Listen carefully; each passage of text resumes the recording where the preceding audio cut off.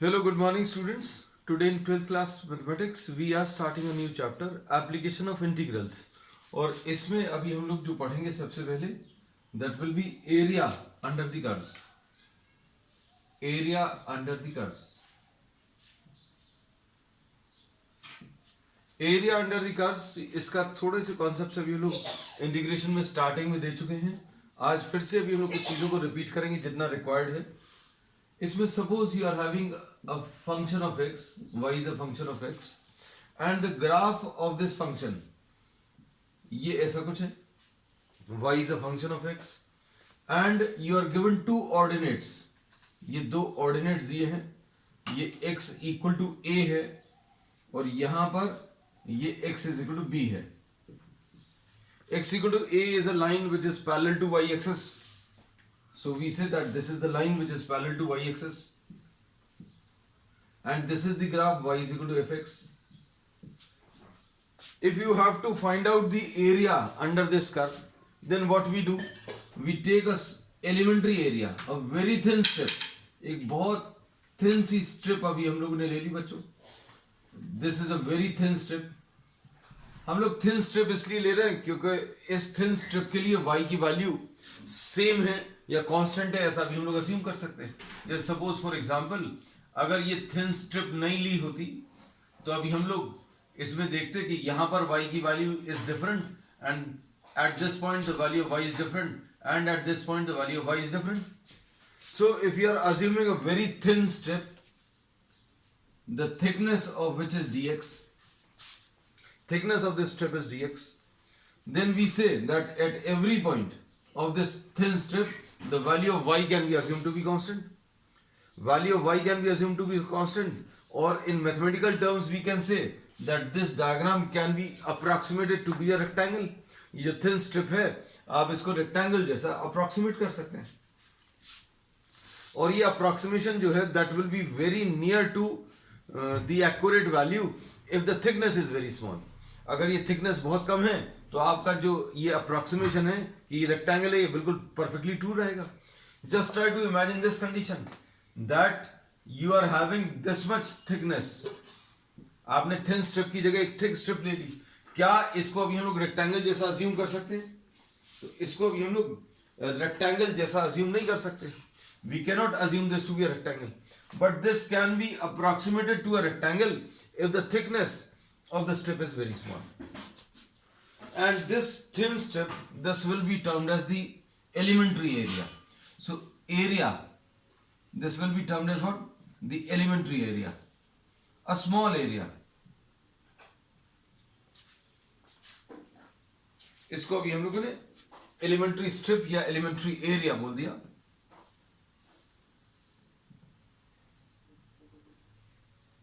or the elementary area.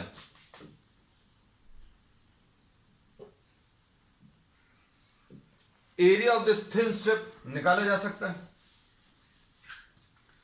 Area of the strip कैसे निकाल सकते हैं? You have approximated this to be a rectangle. आपने इसको rectangle जैसा assume कर लिया.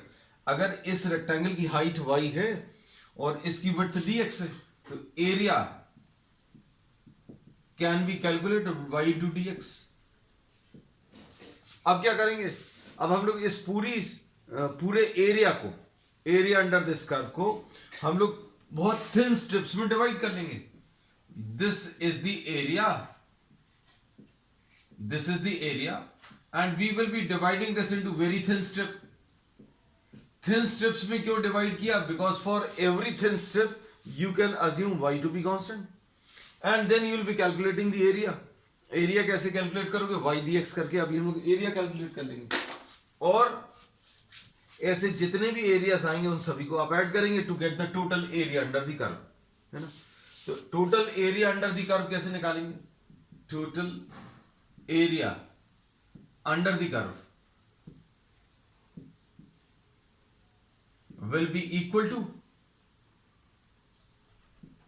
a and this will be equal to integration of dA and this will be dA की वैल्यू कितनी है? y dx and this addition is to be done from x equal to a to x equal to b, x equal to a से लेकर आप x equal to b तक ये addition कर दीजिए। x इक्वल टू a से लेकर x equal to b तक जितनी भी पतली पतली स्ट्रिप्स हैं, all the thin strips from x equal to a to x equal to b are to be added. The area of all the thin strips which are lying between x is equal to a and x is equal to b are to be added to get the total area, and this is how you will be finding out the area. और y की value अभी हम लोग function से substitute कर सकते हैं। ये सारी चीजें जो ये सारे कॉन्सेप्ट्स अभी हम लोगों ने बताए हैं, इनको अभी हम लोग एक प्रॉब्लम की मदद से क्लियर करेंगे, है ना। तो अब ये याद रखना कि अगर आपको area under the curve calculate करना है, एरिया अगर कैलकुलेट करना है तो क्या करना पड़ेगा, y dx ले लो। y dx लेने के बाद y क्या है ये याद रखना, y is the ordinate of a very thin strip. We will be assuming a very thin strip of width dx, और इसका एरिया कितना आ जाएगा, y into dx। y into dx ले लिया, और ऐसी जितनी भी थिन स्ट्रिप्स हैं उन सभी के एरियाज को आप ऐड करोगे, और उन सबको ऐड करने का तरीका क्या रहेगा, वी विल बी इंटीग्रेटिंग। अब देखो क्या करने वाले हैं। अब बच्चों इसमें बिल्कुल इसी टाइप का एक प्रोसीजर अभी हम लोग ले सकते हैं when x is express in terms of y। y in terms of x अगर दिया है तो ठीक है, अगर x in terms of y दिया है तो क्या करेंगे, तो फिर अभी हम लोग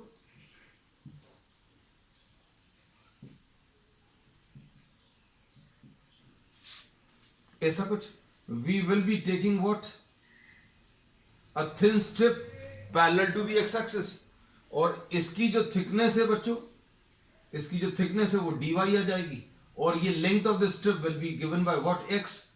ये लेंथ बच्चों x मिलेगी, और फिर x into dy, this will B area of the thin strip, है ना। ये एस्पेक्ट जो है जब प्रॉब्लम्स आएंगे तब अभी हम और अच्छे से क्लियर करेंगे, है ना। अभी हमने सिर्फ based on similarity we are discussing that if you are having a very thin strip, thickness of the strip is dy, the length of the strip is x, total area will always be found by integrating, integrate कर दीजिएगा, and the limits are always found by taking two lines parallel to the strip and covering the whole area।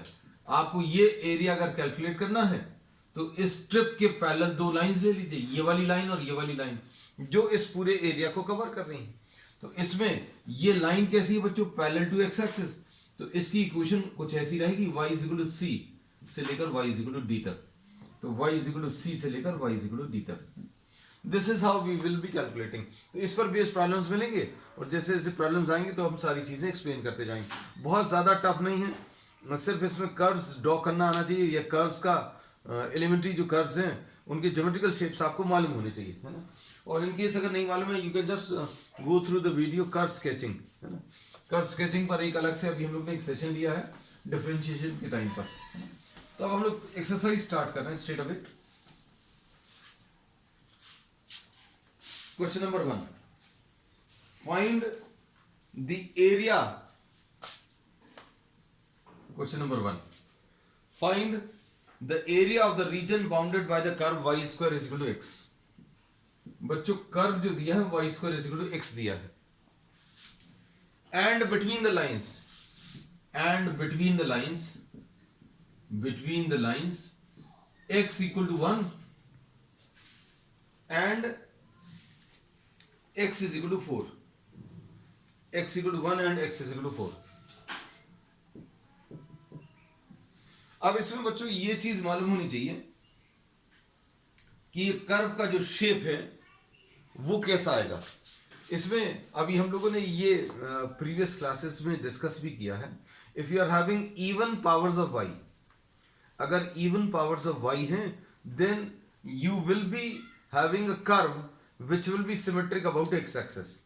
Symmetry about x axis का मतलब क्या है, x axis के ऊपर जैसा graph आएगा बिल्कुल वैसे ही नीचे भी आएगा, है ना। तो इसमें y के ऊपर इवन पावर्स है तो curve symmetric about x axis आने वाला है। तो इसमें ये एक्चुअली अभी हम लोगों को याद होना चाहिए, 11th क्लास में अभी हम लोगों ने पढ़ा है that this is the equation of a parabola. ये इक्वेशन ऑफ पैराबोला है ना। तो अब हम लोग इसमें क्या करेंगे, देखना ध्यान से। कर्व का अगर बेसिक शेप आपको याद है तो कोई दिक्कत नहीं है, ऐसा कुछ आएगा। This will be symmetric about x axis. Symmetric about x axis क्यों है? क्योंकि y के ऊपर इवन पावर्स हैं। y के ऊपर अगर इवन पावर्स हैं then this will be symmetric about x axis. मतलब एक्स एक्सिस के ऊपर जैसा ग्राफ है वैसा एक्स एक्सिस के नीचे भी मिलेगा, है ना। और मान लीजिए ये सारी बातें नहीं मालूम, तो the best way out is for such students is you can select some values, x की वैल्यू, वाई की वैल्यू। अब इसमें क्या कर सकते हो बच्चों, वाई की वैल्यू 1 ले लो, -1 ले लो, 2 ले लो, +2 ले लो, 3 ले लो, -3 ले लो, तो 0 ले लो, एक 0 भी ले सकते हैं। y की वैल्यू 0 अगर लोगे तो x की वैल्यू 0 आएगी, y की वैल्यू -3 लेंगे तो +9 आएगा, y की वैल्यू +3 ले लोगे तो 9 आएगा, 2 लोगे तो y की वैल्यू 2 ले लिया तो 4 आएगा, ठीक है। -2 लेंगे तो भी +4 आएगा, ये 1 आएगा, ये 1 आएगा। And you can draw these values, you will get this type of shape, है ना। So at this stage we are not concerned about how to draw the graph, है ना। You should be knowing at this stage कि graph कैसे draw करना है, लेकिन फिर भी अगर नहीं मालूम है तो आप ऐसा कुछ मेथड आप अडॉप्ट कर सकते हैं, है ना। तो बेसिकली अभी हम लोगों को ये 11th में पढ़ा हुआ है, ये इक्वेशन ऑफ पैराबोला रिप्रेजेंट करता है। नहीं मालूम कोई दिक्कत नहीं है, हमने कुछ चीज़ें आपको बता दी हैं, उसकी मदद से अभी आप ड्रॉ कर सकते हो। वाई के ऊपर इवन पावर्स हैं, मतलब एक्स एक्सिस के ऊपर जैसा ग्राफ आएगा वैसा नीचे भी आएगा। क्या ये ओरिजिन से पास हो रहा, चेक करके देखो, x = 0 रखने पर y की वैल्यू 0 आएगी, बिल्कुल सही। x की अगर कोई वैल्यू रखोगे, जैसे सपोज फॉर एग्जांपल 1 रखा, तो y की वैल्यू +-1 आएगा। अगर आपने x की वैल्यू 1 ले ली तो y की वैल्यू +-1 आएगा, है ना। और x की वैल्यू अगर 2 ले लो तो y² की वैल्यू 2 आएगी, y की वैल्यू +-√2। तो कुछ ऐसी वैल्यूज लीजिएगा जिनको प्लॉट करना आसान हो। So this is the graph. Basically अभी हम लोगों को ये मालूम होना चाहिए ग्राफ का ऐसा कुछ शेप आ गया। ये सबसे ज्यादा इंपॉर्टेंट पार्ट है प्रॉब्लम को सॉल्व करने का। फिर उसके बाद x = 1, x = 1 क्या रहेगा, it will be a line, x = 1 will be a line which will be parallel to y axis.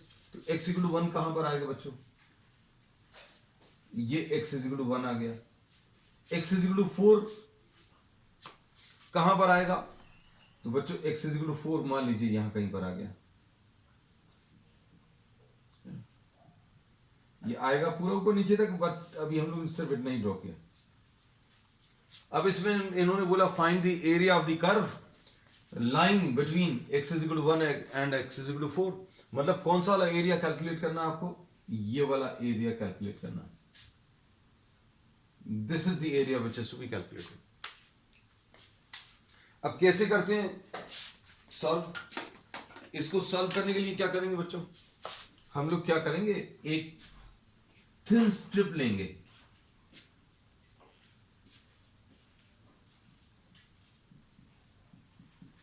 ठीक है। इसकी बेस कहां पर है, इस स्ट्रिप की बेस कहां पर है, एक्स एक्सिस पर, तो इसकी विड्थ जो है dx लिखोगे। बेस कहां पर है, lying on the x axis. और अगर इसकी बेस मान लीजिए यहां कहीं पर होती तो क्या करते, ये y एक्सिस पर होती तो ये dy लिखते, है ना। तो बस ये चीज समझ में आनी चाहिए। The base of the strip is lying on the x axis, therefore we will be writing this as dx। ये वाली length parallel to y axis है, ये वाली जो लेंथ है बच्चों पैरेलल टू y एक्सिस है, इसलिए इसको y लिखेंगे।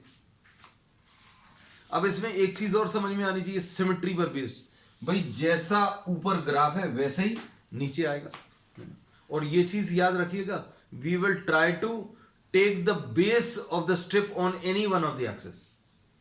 अब अगर अभी हम लोग इस स्ट्रिप का बेस एक्स एक्सिस पर अगर ले लिया तो क्या इस स्ट्रिप का एरिया लेने से पूरा एरिया मिलेगा, तो पूरा एरिया तो नहीं मिलेगा।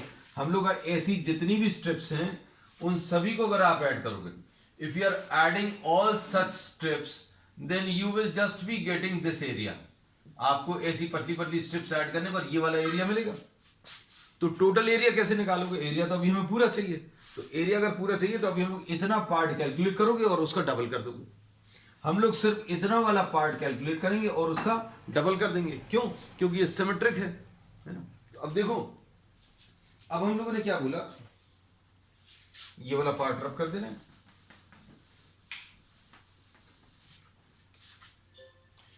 अब इसमें अभी हम लोग क्या लिखेंगे, एरिया अंडर द कर्व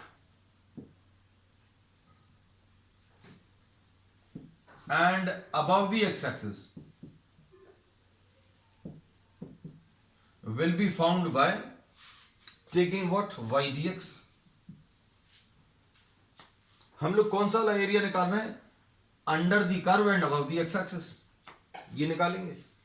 और इसमें ये तो अभी हम लोग ने लिख लिया कि y dx, ये स्ट्रिप का एरिया, स्ट्रिप का एरिया y आ गया, ये dx आ गया। टोटल एरिया कैसे मिलेगा, इंटीग्रेशन से मिलेगा, तो इंटीग्रेशन भी कर लिया। तो अभी हमें ये जो एरिया मिलेगा बच्चों, ये चीज समझ में आनी चाहिए। हम बार बार इसलिए रिपीट कर रहे हैं क्योंकि आपको ये चीज क्लियर रहनी चाहिए कि कौन सा एरिया आप निकाल रहे हो। आपने ये वाली स्ट्रिप ली, और स्ट्रिप का बेस हमेशा याद रखना, स्ट्रिप का बेस हमेशा कहां पर, एक्सिस के ऊपर होना चाहिए, है ना। किसी के मन में आएगा भैया ये स्ट्रिप ऐसा क्यों नहीं ले लिया, तो ऐसा स्ट्रिप अभी हम लोग नहीं लेंगे क्योंकि अभी हम लोग y कैसे कैलकुलेट करेंगे, y तो ये वाली वैल्यू है। तो अब हम लोग इसमें ये बेस ले लिया, this is dx, this is y, तो y dx will be the area of the strip. Total area, total area कौन सा वाला निकलेगा इससे, ये वाला निकलेगा। And total area under the curve, total area of the region,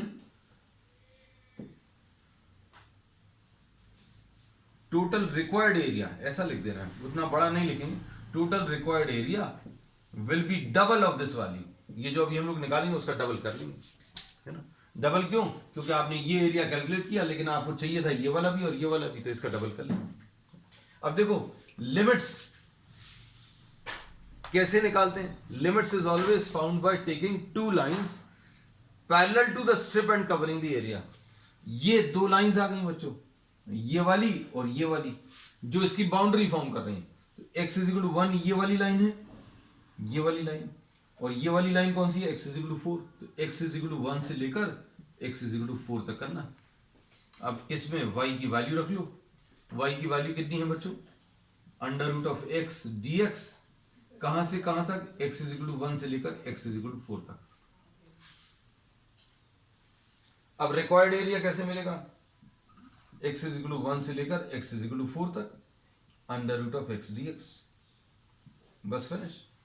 अब इसमें देखो कैसे सॉल्व करोगे, ये 2 आ गया, ये x to the power of 1/2 plus 1 है अपॉन 1/2 प्लस 1, कहां से कहां तक, x इज इक्वल टू 1 से लेकर x इज इक्वल टू 4 तक। इंटीग्रेशन बहुत ज्यादा टफ नहीं है, इंटीग्रेशन देखो x to the power of 1/2 का इंटीग्रेशन कितना आ जाएगा, x to the power of 1/2 plus 1 upon 1/2 plus 1। अब कहां से कहां तक करना है, इसको सॉल्व कर लो। ये टोटल रिक्वायर्ड एरिया आ जाएगा, ये 2 है बच्चों, ये x to the power of 3/2 है, और नीचे कितना है बच्चों, ये भी 3/2 है। कहां से कहां तक है, 1 से लेकर 4 तक।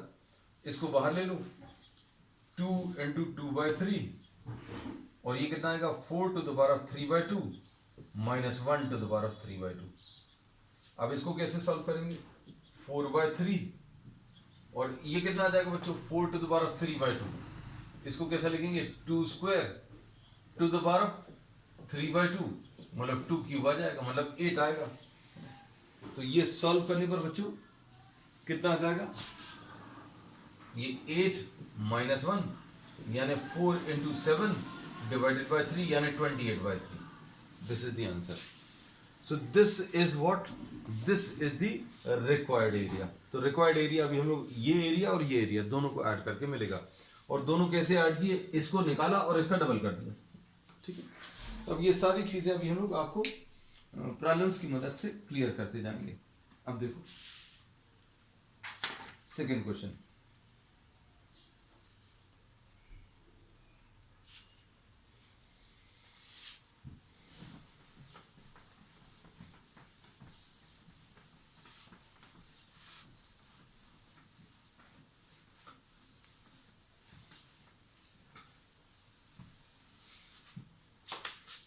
बच्चों अब ये है, आपको जैसे कर्व स्केचिंग अगर नहीं पड़ा है तो कुछ चीजें अभी हम बताते चलेंगे. You will be able to draw by the end of this exercise. You will be able to revise everything what we have discussed in the previous classes. Find the area of the region. अब question number 2 में देखो क्या करना है. Question number 2, find the area of the region bounded by y square is equal to 9x. y square is equal to 9x दिया है, बिल्कुल वैसे ही है. And line between x is equal to 2 and x is equal to 4 between and the x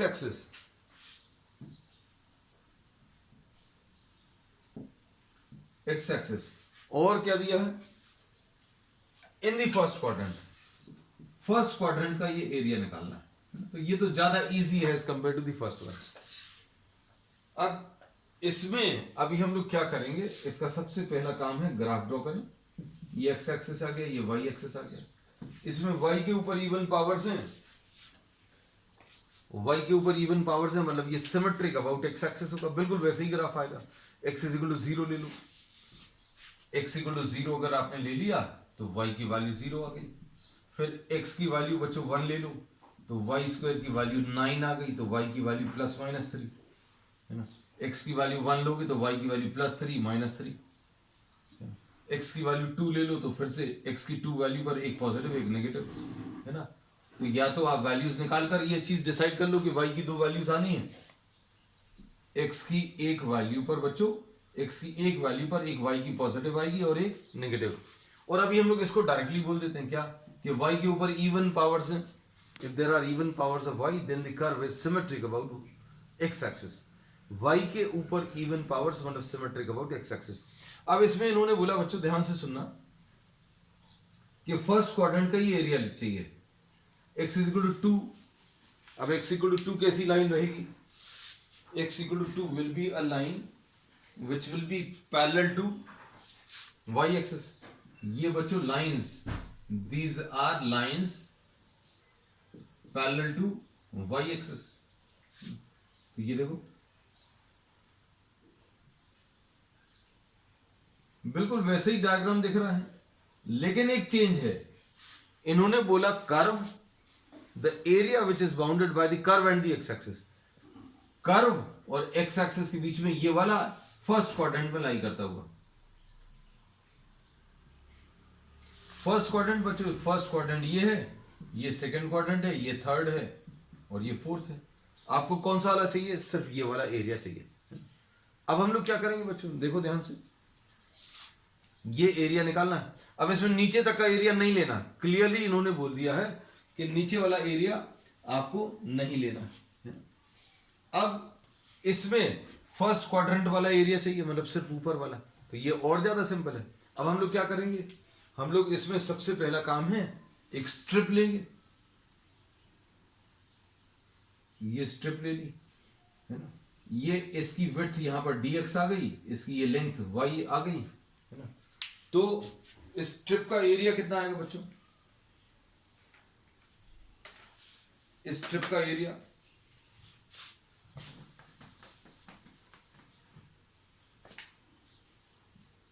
area of the strip ये y dx आएगा. अब इसके बाद क्या करोगे, required area will be integration of y dx. Limits are always found by taking two lines parallel to the strip and covering the entire area. बहुत simple सी line बोल रहे हैं, उसको याद रखना. लिमिट्स जो लिखनी है वो कैसे लिखनी है, लाइंस की इक्वेशंस देख लो. कौन सी वाली लाइंस, ये x इज इक्वल टू 2 है, ये x इज इक्वल टू 4 है. तो ये x इक्वल टू 2 से लेकर बच्चों x इज इक्वल टू 4 तक. ठीक, y की वैल्यू रख लो. तो y की वैल्यू कितनी आ जाएगी बच्चों, कर्व की. ये y की वैल्यू हमेशा कर्व की इक्वेशन से मिलेगी. तो y की वैल्यू कितनी आ जाएगी, √9x है ना. तो ये कितना आ जाएगा, x इज इक्वल टू 2 से लेकर x इज इक्वल टू 4 तक under root of 9x dx, इसमें ये 3 आ जाएगा बाहर, ये 2 से 4 आ जाएगा, और ये अंडर रूट ऑफ x यानी x to the power 1/2 dx। अब इसको सिंप्लीफाई कर लो। इसको सिंप्लीफाई करने में क्या मिलेगा बच्चों, 3x की जगह ये x to the power 1/2 plus 1 upon 1/2 plus 1, और कहां से कहां तक, 2 से लेकर 4 तक। अब इसके बाद क्या आएगा, ये 3 इंटू ये कितना आ जाएगा नीचे 3/2, इसको 2/3 लिख लेंगे, है ना, 2/3 लिख लिया, और इधर कितना आ जाएगा x टू द पावर 3/2, कहां से कहां तक, 2 से लेकर 4 तक, तो ये आ जाएगा, ये 3 और 3 कैंसिल होगा, 2 आएगा, ये 4 to the power 3/2 minus 2 to the power 3/2, है ना, तो ये 4 टू द पावर 3/2 अभी हम पहले सॉल्व कर चुके हैं। ये कितना आ जाएगा 2 स्क्वायर यानी 8 माइनस ये 2√2 आ जाएगा, है ना, तो 2 इसमें से बाहर ले लो, तो ये 4 आ जाएगा, और इधर 4 माइनस √2, ऐसा कुछ इसका आंसर आएगा, है ना। तो अब इसके बाद नेक्स्ट प्रॉब्लम, है ना, तो अब बहुत ज्यादा टफ नहीं है बच्चों, इंटीग्रेशन वाला पार्ट जो है वो बहुत मुश्किल नहीं है। 16 माइनस 4√2 दिया, अच्छा ये इसको अंदर multiply, they have not taken common this, they have multiplied this inside. चलो नेक्स्ट क्वेश्चन नंबर 3 देखो, find the area of the region bounded bye x square is equal to 4y। Find the area of the region bounded bye x square is equal to 4y। अब देखो बच्चों कुछ change हुआ है, ऐसा लग रहा है, प्रॉब्लम का जो टाइप है that has change. Question number 3,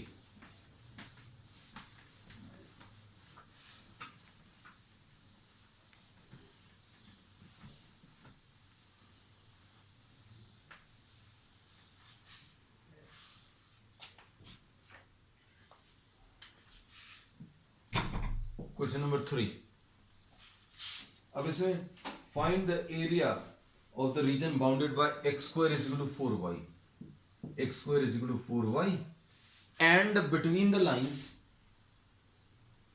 x is equal to y is equal to 2 and y is equal to 4, y equal to 2 and y is equal to 4, इनके बीच में these are lines parallel to x axis, है ना, ये ध्यान रखना। फिर और कुछ दिया है, एंड दी y एक्सिस, अब ये पहली बार ये y एक्सिस दिया है, और इसमें फर्स्ट क्वाड्रेंट, है ना, ठीक है, तो ये सारी चीजें दी हुई हैं। अब इसमें देखो, इसमें y इक्वल टू 0 अगर आप लोगे, if you are taking y is equal to 0, तो x की वैल्यू 0 आ जाएगी, y की वैल्यू अगर आपने 1 ले लिया तो x स्क्वायर की वैल्यू 4 आएगा, मतलब x की value plus minus 2, so for one value of y you will be having two values of x, one will be positive and other will be negative, है ना, x की positive values भी आएंगी, negative values भी आएंगी, है ना, और x के ऊपर इवन पावर्स हैं, इसको नहीं तो ऐसा याद रख लो, x के ऊपर even powers, that means this curve is symmetric about y axis, curve symmetric about y axis है ना, तो आप x is equal to 0 y is equal to 0 plot कर लो, फिर x is equal to x is equal to plus 2 अगर लिया, y की वैल्यू 1, x की वैल्यू -2 और y की वैल्यू 1, तो ये ऐसा कुछ ग्राफ आएगा। This is the type of graph, this is the x axis, this is the y axis, और लाइंस कौन सी हैं बच्चों, लाइंस इसमें y इक्वल टू 2 से लेकर y इक्वल टू 4 तक, तो y equal to 2 will be a line parallel to x axis, तो ये y इक्वल टू 2 आ गई बच्चों, y इक्वल टू 2, और ये y इक्वल टू 4, ये आ गया। अब कौन सा एरिया निकालना है ये समझ में आ गया होगा, है ना, आपको फर्स्ट क्वाड्रेंट का एरिया चाहिए, पूरा एरिया नहीं चाहिए आपको, सिर्फ ये वाला,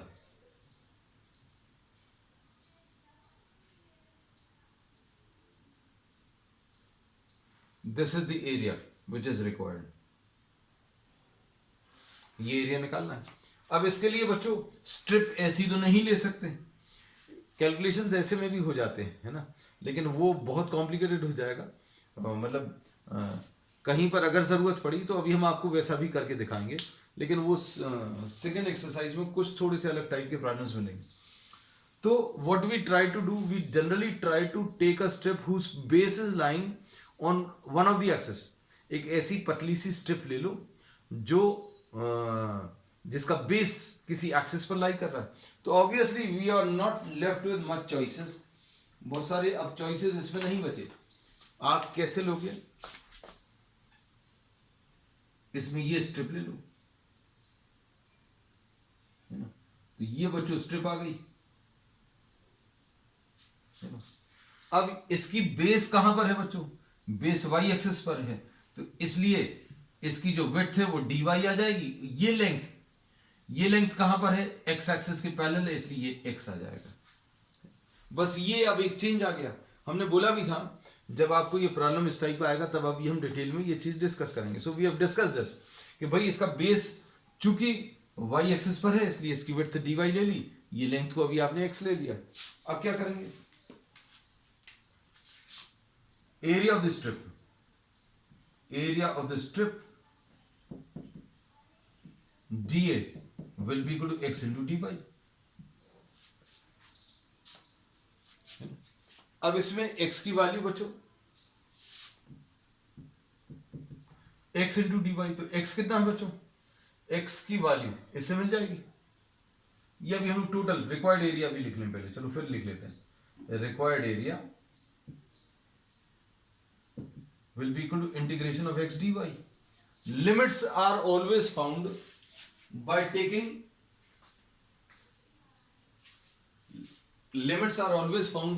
two lines parallel to the strip and covering the entire area. अब देखो स्ट्रिप के पैरेलल ये वाली लाइन है और ये वाली भी लाइन है, तो ये वाली लाइन y इक्वल टू 2 है और ये वाली लाइन y इक्वल टू 4 है। बस अब x की वैल्यू रख दो इक्वेशन से, तो ये कितने आ जाएगी x की वैल्यू, y इक्वल टू 2 से लेकर 4 तक, ठीक है, और x की वैल्यू कितनी आ जाएगी, अंडर रूट ऑफ 4y, ठीक, और ये dy। बस इंटीग्रेशन वाला पार्ट बच्चों बिल्कुल भी टफ नहीं है ना। जो फर्स्ट एक्सरसाइज इंटीग्रेशन की लेते थे उससे ज्यादा टफ शायद आने वाला नहीं, थोड़े से हो सकता है कुछ फॉर्मूलेज अप्लाई हो, इंटीग्रेशन बहुत टफ नहीं मिलेगा।